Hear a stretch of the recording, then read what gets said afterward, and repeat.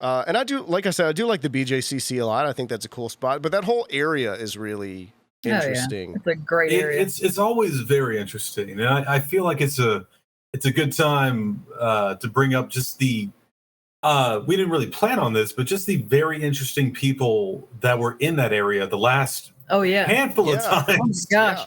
Yeah. The last time we were in Birmingham, after our show, we went outside and ate dinner and then went and watched Garth Brooks.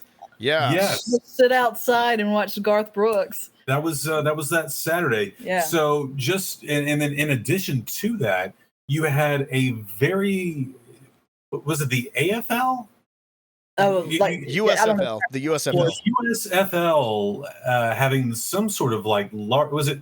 They were having their own sort of convention or get together, right? They were living in the to hotel. set the stage, like the area's like it's like the convention center. Right across the street, there's some hotels, which is where we stay whenever we do a show there. There's some concert venue nearby. There's like some shops and restaurants and stuff a little down the way. And then there's the UAB football stadium, and it's all like in this area. So it's like they've created this entertainment district in Birmingham. So yeah, like in that one weekend for the Alabama Comic-Con last year, it was last year's show. You had us. There was some like dance competition. There was some like R&B concert. Was playing. The USFL had like several games. What's that? It was who was playing? It was this past time. It was like Garth Brooks was playing on Saturday night, and then Sunday night. Oh, it was Genuine. Okay, I think it was Genuine. Was it Genuine? Wow. Okay, yeah. I don't didn't know, realize man. that. That's my go-to. I just say if you say R&B, I say Pony. That's what happens. Yes. But then 2021 was even more wild because I think that we still had like the football folks in, like they were doing their thing. There was some other show, but then in addition, in another part of the BJCC, you had a tattoo convention. Oh yeah, that's right. I forgot about that. Yes, yeah, like the living art convention or something. So just waking up on Sunday morning, everybody's kind of groggy.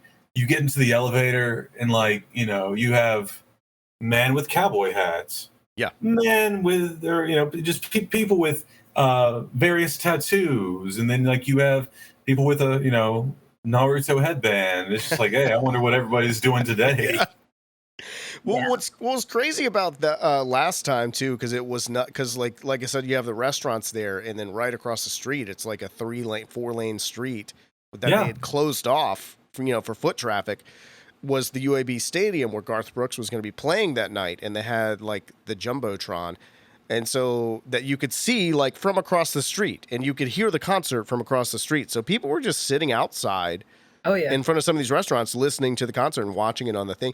And one of our volunteers, I think, ended up standing on the corner and watching Garth Brooks with Judge Reinhold, who was in the Santa Claus. That was all of us. No, that was all of us. Was that y'all? Was that you guys? Yeah. Judge and his wife, they were sitting out there with us. Yeah. And man, they were having a big time, man.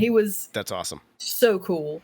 Oh, and so because in my mind, I'm thinking like you guys are like standing out on the streets, like looking at this Jumbotron. Nah. And like Garth Brooks is like, we got a very special guest. No, he should have. Judge Reinhold from Fast Times at Ridgemont.